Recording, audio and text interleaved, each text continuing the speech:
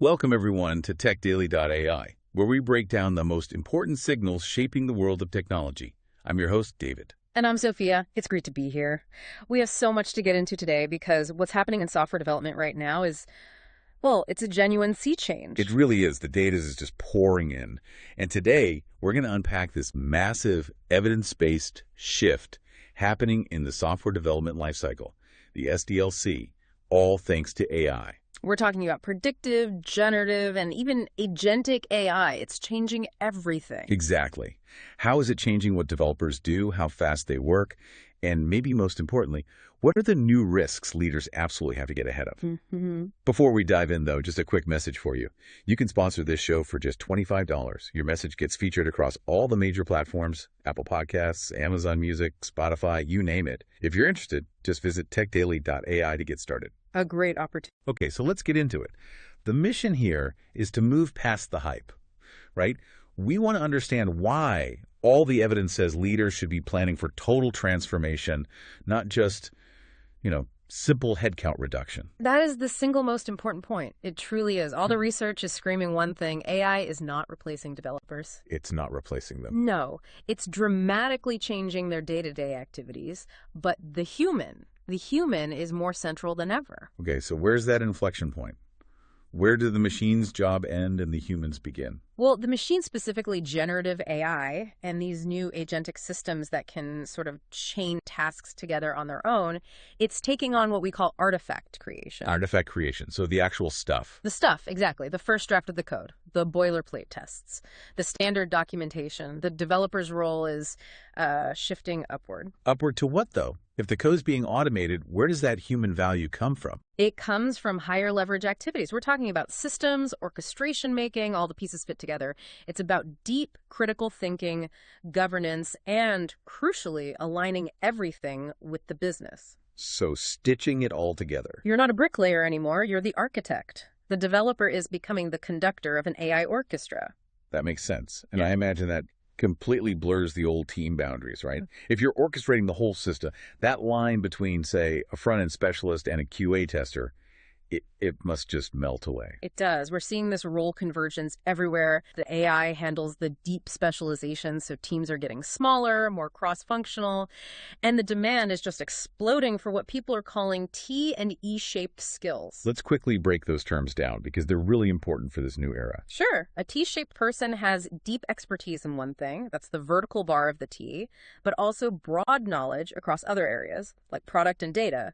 They can collaborate. And E-shaped? E-shaped just takes that further. Multiple deep specialties. Maybe you're a brilliant coder who also has a real knack for product strategy and understands data science. That breadth is what you need to steer these complex AI agents effectively. So the skill isn't just about writing the code anymore. It's about knowing how to ask the right questions. Precisely. We're moving beyond what some call vibe coding, just asking the AI for a snippet. The real skill by 2026, the research suggests, will be vibe engineering or context engineering. That's a great phrase. What's the difference? Well, vibe coding is asking, write me a function to do X. Vibe engineering is asking, write me a function to do X, but make sure it uses our internal security library, handles these 3 specific edge cases, and logs errors in this exact format for our monitoring system. You're defining the entire environment, not just the task. You're providing the constraints, the guardrails, that's the value. But that creates a huge tension, doesn't it? A big risk. The talent pipeline. If AI is automating all those entry-level tasks, how on earth do you train junior developers? That's the billion-dollar question. And it's the flip side of this whole transformation. The way juniors learned was by doing that repetitive foundational work. If that's gone, well, leaders have to get very intentional about building a new training path. Or we're facing a massive skills gap in a few years. Exactly. And that's on top of the other big challenge. Just building trust in these AI systems that, let's be honest, still make mistakes and need a smart human to fix them. Okay, so with those risks in mind, let's turn to the good news, because the productivity surge it's not just hype. The speed gains we're seeing are real and quantifiable. Yes, we finally have empirical data, not just stories. We can actually measure the impact on common developer tasks. And some of these numbers are just jaw-dropping. Take documenting code, a vital but tedious job, AI cuts that time in half. In half. Writing new code, nearly half the time. And refactoring, optimizing existing code AI can do that in nearly 2/3 less time. That's not an incremental improvement. That's a leap.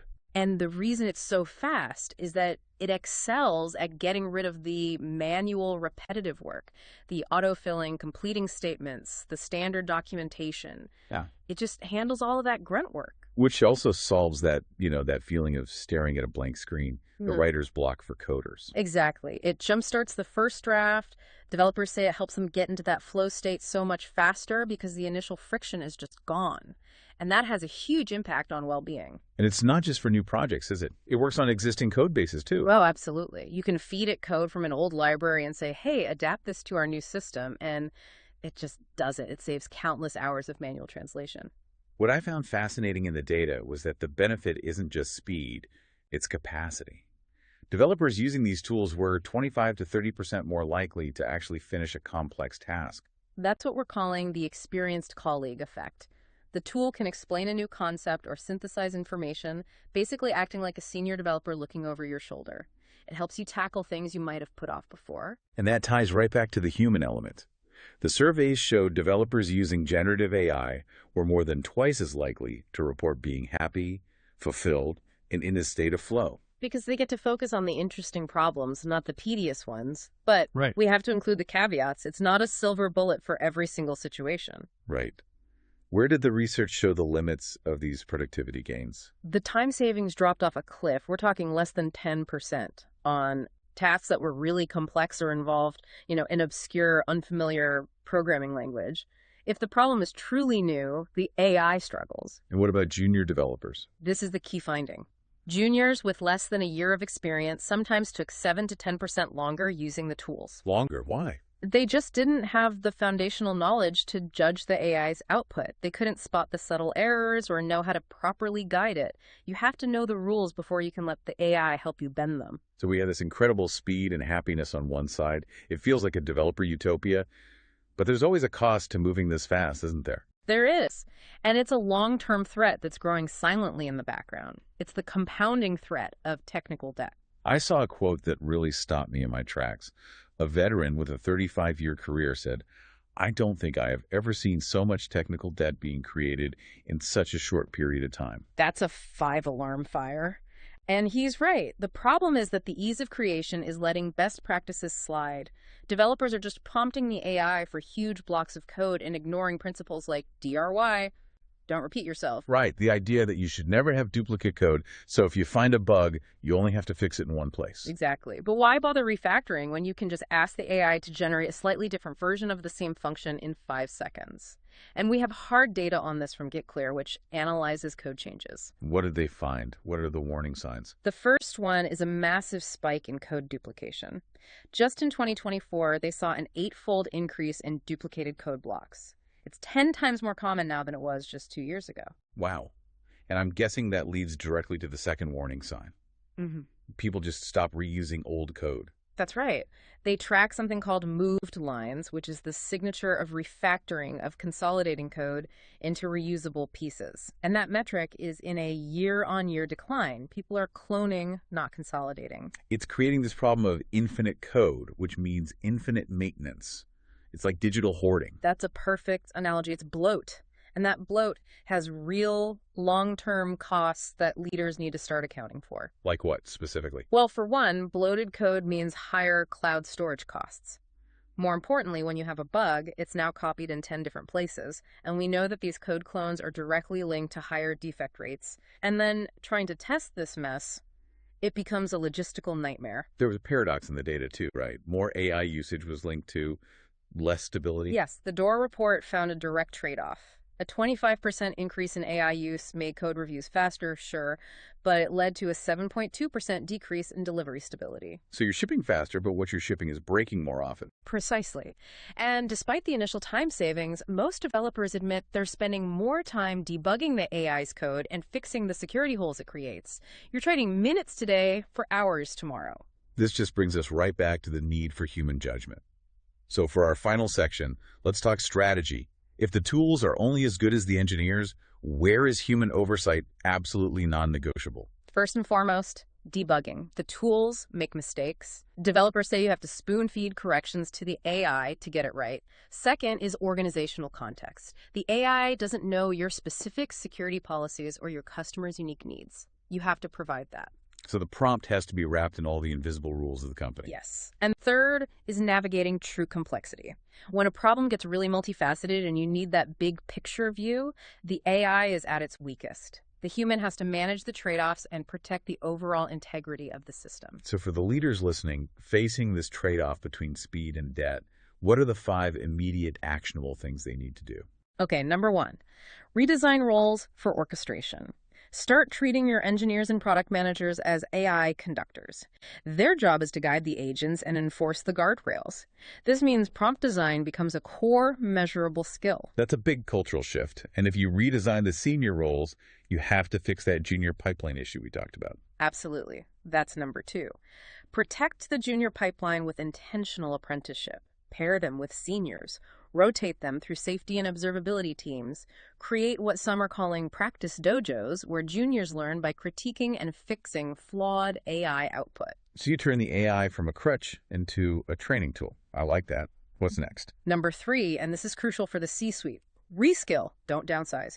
Your fastest ROI will come from making your current teams better with AI. And you have to change how you measure success. Forget lines of code. It's a meaningless metric now. Focus on real outcomes. Customer value, cycle time to impact, system stability. Okay, outcome-based metrics. That requires trust in the system, so how do you build that in? Yeah, that's number 4. Institutionalize governance by design. You need to start treating governance as code and observability as code, as first-class products. The safety rails have to be built in from the start, not bolted on as an afterthought. That's how you scale safely. And the final step, the immediate risks. Number 5 is to provide robust risk controls now. Update your governance to handle the new threats. Developers leaking confidential data in prompts, new privacy laws like GDPR, and the risk of malicious code being planted to influence the AI's output. And of course, the security bugs in the code itself. So to sum it all up, it feels like we're moving from a world of people producing artifacts to one of teams orchestrating AI-accelerated systems with human judgment right at the core. That's the perfect synthesis. And the companies that get this right are already seeing the benefits. The data shows they're reporting real improvements in productivity, customer experience, and even revenue. The transformation is here, but it requires proactive, smart leadership. So here's a final thought for you to take away. If measuring productivity by lines of code is officially obsolete, and we know that AI-generated code is piling on technical debt, what single auditable outcome, something beyond just raw speed, will you focus on to prove the long-term sustainable value of your AI investment? That's the question every tech leader should be asking themselves right now. Thank you so much for breaking all of this down for us. It was incredibly insightful. It was my pleasure. And thank you for joining us here on TechDaily.ai. We'll see you next time.